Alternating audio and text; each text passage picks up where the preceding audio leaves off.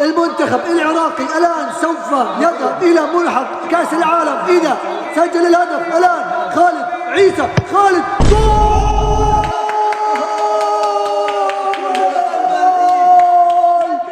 مرحبا، السلام عليكم واهلا وسهلا فيكم بفيديو جديد من بعد غياب طبعا يا اخوان بسبب التوقف الدولي. المهم اليوم يا اخوان ردة فعل على مباراة منتخب العراق ضد منتخب الامارات، وطبعا يلي بيفوز في هذه المباراة بيذهب للملحق العالمي لكأس العالم. طبعا كل التوفيق للمنتخبين، خلينا نشوف شو راح يصير، ولكن انا بدي احط توقع مني. اتوقع فوز المنتخب العراقي بنتيجة 2-1 على المنتخب الاماراتي، وخلينا نشوف شو راح يصير في ارض الميدان. قبل ما نبلش بتمنى منكم يا جماعة تحطوا لايك وتشتركوا بالقناة. الان خلينا نبلش.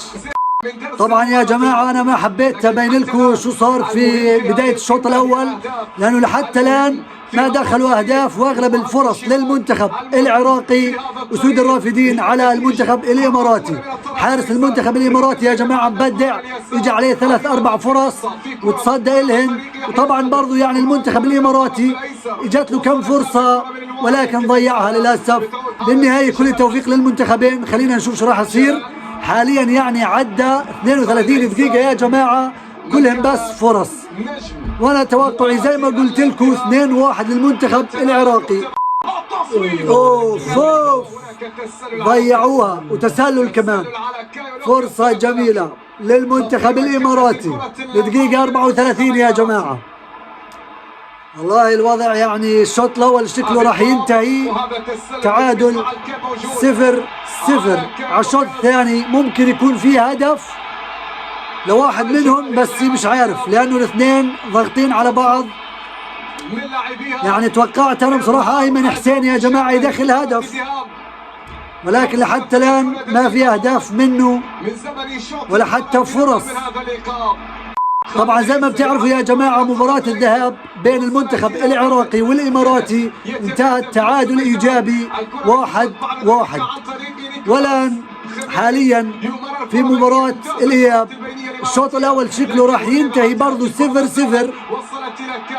وإذا الشوط الثاني ظلوا نفس الإشي يعني راح يروحوا أشواط إضافية بعدين ركلات ترجيح. انتهى الشوط الاول بنتيجة 0-0 زي ما حكيت. صراحة ما توقعت انه المباراة تنتهي 0-0، يعني كشوط اول كان في فرص ولكن الحظ ما حلفهم. على الشوط الثاني بنشوف شو راح يصير. اوه اوه اوه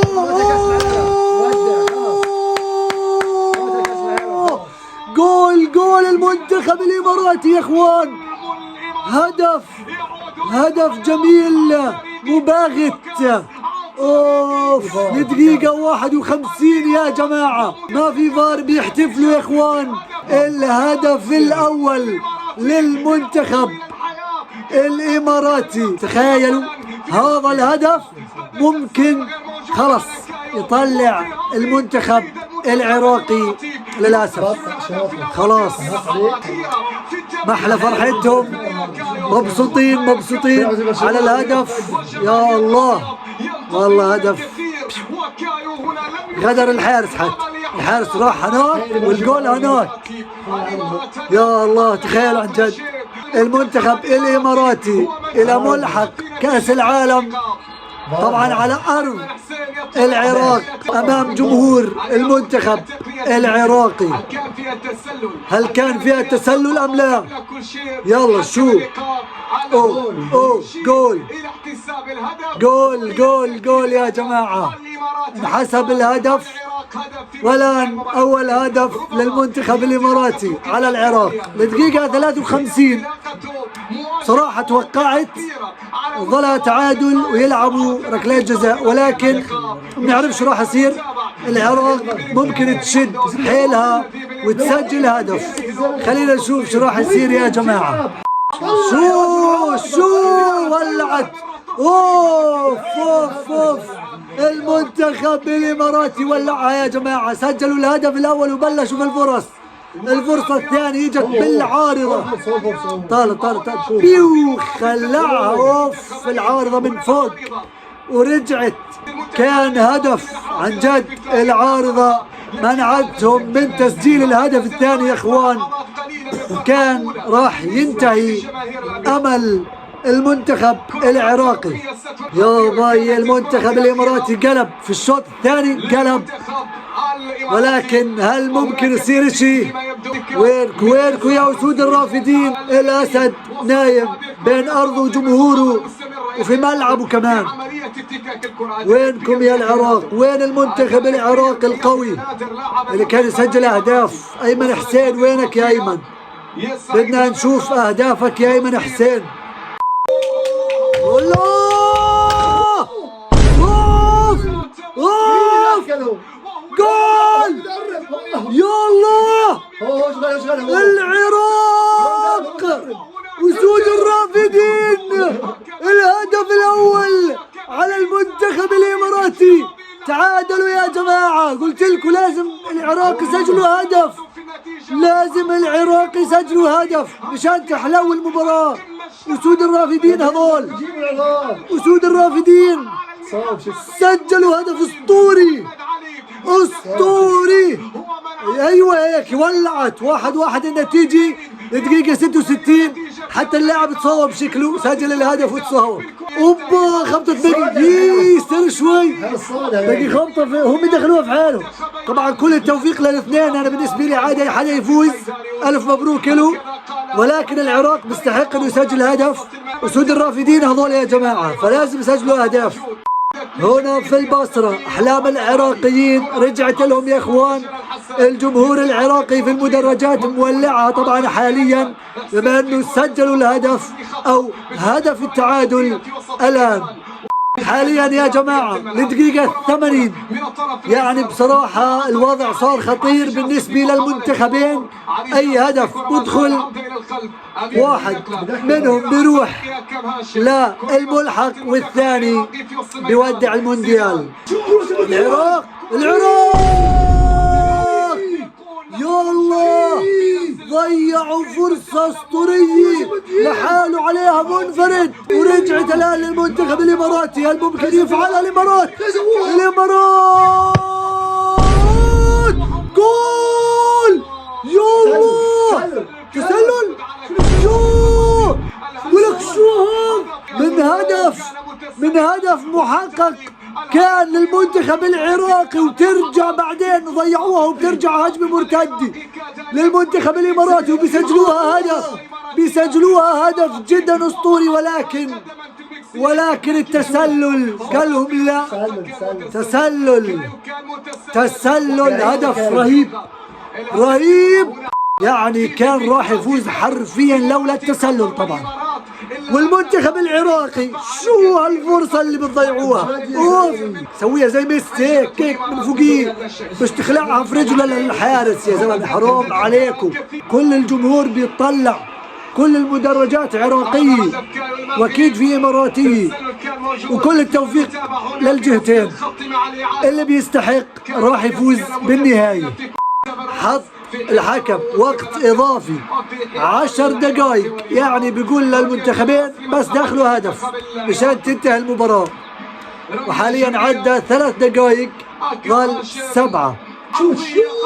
اوه يا رباه يا الله يا حرام القهر اللاعب. شفت حمل مهند وصار يسوي على راسه هيك، انضغط يا حرام اللاعب. قهر مهند يا جماعه بدع، بس فرص وداها. يا راحت عليك يا مهند. اخر فرصه يا جماعه، حرفيا الدقيقه 100 صارت. استنى شو صار؟ طفت الكهرباء يا جماعة ورجعت الكهرباء، طفت ورجعت على ايش؟ على فار وركلة جزاء للمنتخب العراقي في اخر الدقائق. شو صار؟ اوف بيدو اجت بيدو يا جماعة على لاعب المنتخب الاماراتي. حلم العراق الان سوف يتحقق في آخر دقيقة من المباراة سوف يذهبون إلى ملحق كأس العالم في أرضهم وقدام شعبهم، شعب أسود الرافدين. الآن صراحة يعني شغلة بتقهر نوعا ما. في آخر دقيقة يصير ركلة جزاء عليهم وينتهي أملهم وحلمهم في المونديال. يا رباه ماذا حصل، يا رباه ماذا حصل. الآن مهند،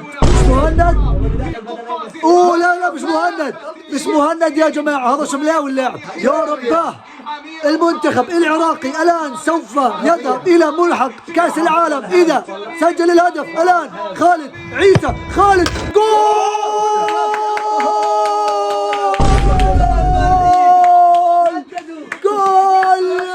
المنتخب العراقي إلى ملحق كأس العالم.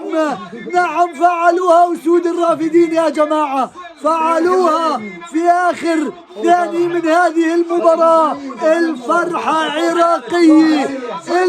عراقية، حارس المنتخب العراقي يبكي في آخر الدقائق. حرام داخل اللاعب داخل يا جماعة من الفرحة، بطل يستوعب. شوف الهدف، شوف اوبا، الحارس هناك وهو هناك سجل الهدف. مبروك لأسود الرافدين. كان سيناريو جدا بقهر يا جماعة، سيناريو جدا حزين للمنتخب الإماراتي. اوه ولك صفر الحكم يا جماعة، صفر الحكم. جبنا تنطوح بعض. والله فرحة اسطورية يا جماعة، خصوصا لأنه الشعب العراق كله في المدرجات فرحانين وانبسطوا بالفوز. مبروك عن جد، فوز مستحق وهارد لك كمان مرة للمنتخب الإماراتي. زي ما قلنا هذه كرة القدم. يعطيكم ألف عافية على المشاهدين. بتمنى منكم تحطوا لايك الآن على الفيديو يا حبايب القلب، وتشتركوا بالقناة. خلونا نوصل 1000 مشترك بأسرع وقت ممكن حبايب القلب. شكرا لكم، صلوا على النبي، اللهم صل وسلم وبارك على سيدنا محمد. السلام عليكم.